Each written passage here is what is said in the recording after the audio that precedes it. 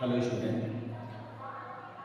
इससे पहले का जो वीडियो था उसमें मैंने फिजिक्स में आप लोग को बताया कि कॉम्बिनेशन ऑफ रेजिस्टेंस कैसे निकालेंगे।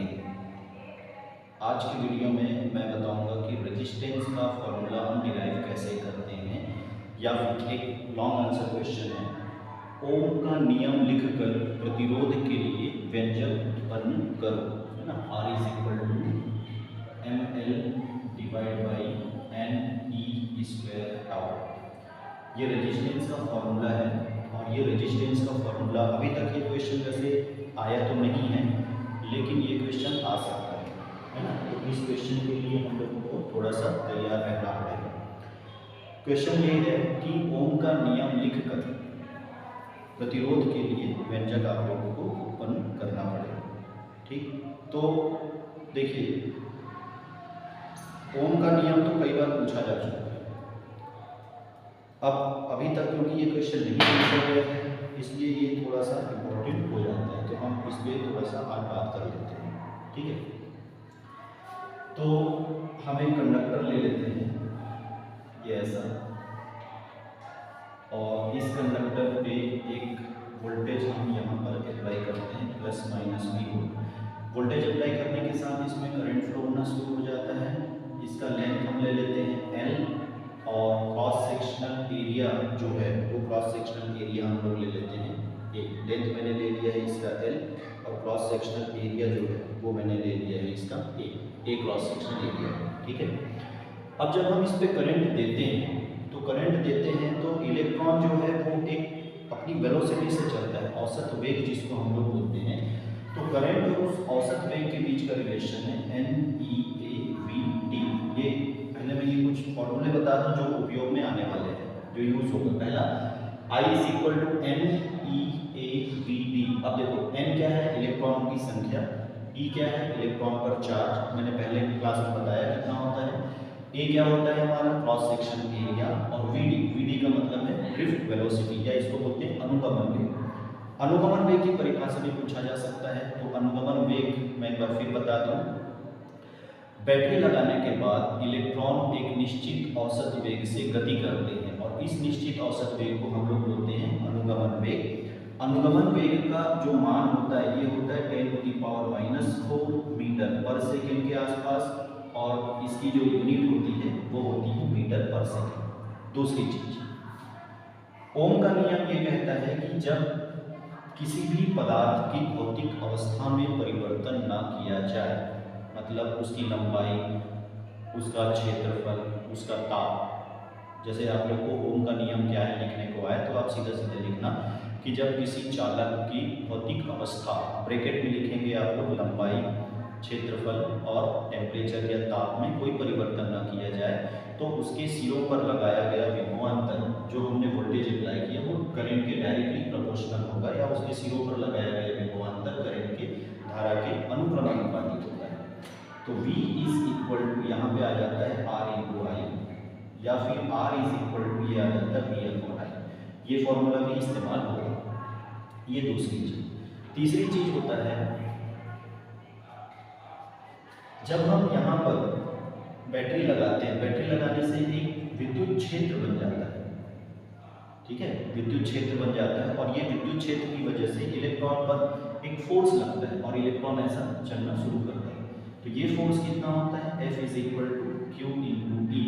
तो ये फोर्स होगा F is equal to q into e, इतना फोर्स लगेगा, और एक F is equal to m into a. ये हम लोग 11th में पढ़ते हैं ऐसा। तो ये इतना फॉर्मूला काम आने वाला है, डेरिवेशन। ठीक है, चलिए डेरिवेशन शुरू करते हैं इसमें। सबसे पहले V is equal to u plus a into t. इसको बता दूं मैं क्या चीज़ है। V का मतलब है अंतिम वेग, फाइनल वेलोसिटी।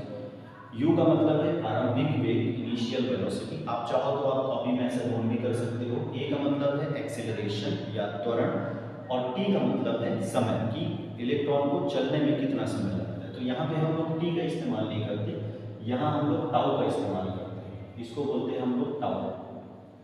ठीक है, इसका मात्रक होता है सेकेंड। टाउ है भाई, ताऊ नहीं है, कई लोग ताऊ ताऊ बोलते हैं, ताऊ नहीं, टाउ। ये होता क्या है, इसको हम लोग बोलते हैं नाम, हम लोगों ने भले ही टाउ रखा है, ये सिंबल है, पर इसका नाम है शांति काल। शांति काल मतलब इसको बोलते हैं रिलैक्सेशन टाइम। अब ये रिलैक्सेशन टाइम किसको बोलेंगे, अभी तक मैंने क्वेश्चन नहीं देखा है, तो इसका भी चांसेस बनता है ना। शांति काल किसे कहते हैं? तो होता क्या है कि इलेक्ट्रॉन जब गति करेगा तो गति करते समय इलेक्ट्रॉन सामने जो पॉजिटिव जो एटम है, धनात्मक परमाणु है, उससे लगातार टकराता है। तो दो टक्करों के बीच में जो समय लगेगा उसको बोलेंगे शांति काल। तो आपका डेफिनेशन मान लो आया कि भाई शांति काल किसे कहते हैं, तो आपको लिखना पड़ेगा दो क्रमागत टक्करों के मध्य लगा समय, इलेक्ट्रॉनों द्वारा दो क्रमागत टक्करों के मध्य लगा समय क्या कहलाता है? हमारा शांति काल कहलाता है। ठीक है, तो याद रखेंगे।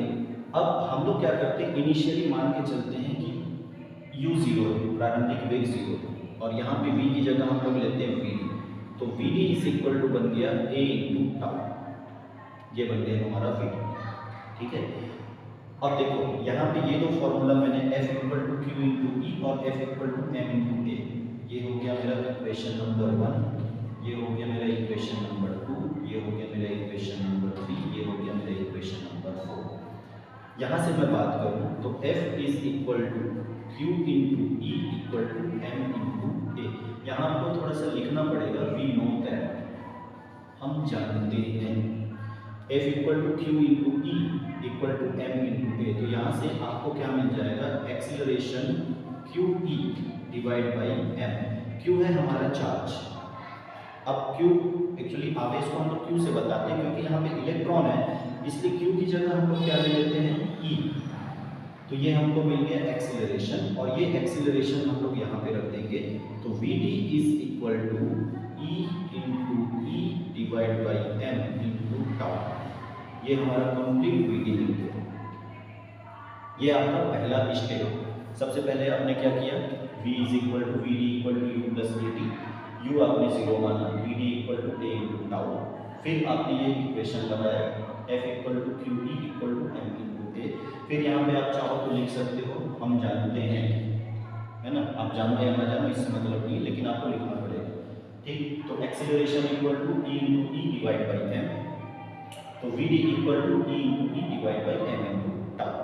ये आ गया आपका vd का वैल्यू।